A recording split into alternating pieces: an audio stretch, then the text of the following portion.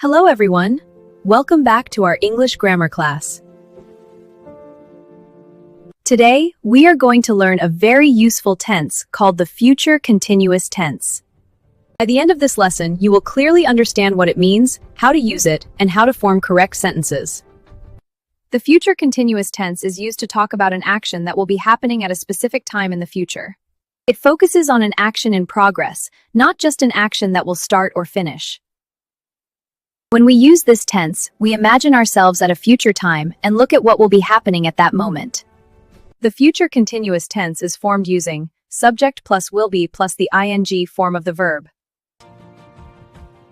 This structure stays the same for all subjects. Now let's look at positive sentences. I will be studying at 8 p.m. She will be working tomorrow afternoon. They will be traveling tonight. These sentences show actions that will be in progress in the future. To make a sentence negative, we simply add not after will. For example, she will not be working tonight. They will not be studying. To ask a question, we place will at the beginning. Positive questions. Will plus subject plus be plus verb plus ing. Will you be joining us for dinner tonight? Will they be staying overnight? Will he be arriving by train? Will the children be sleeping when we get home? Now we are moving to the negative questions. Negative questions are also possible.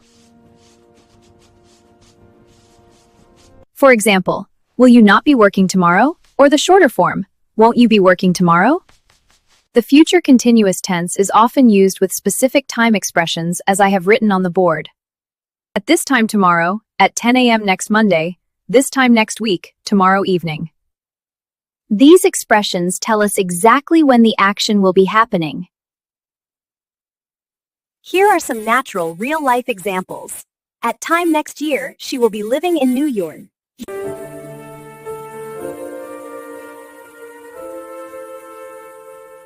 Remember, the future continuous tense focuses on an action in progress.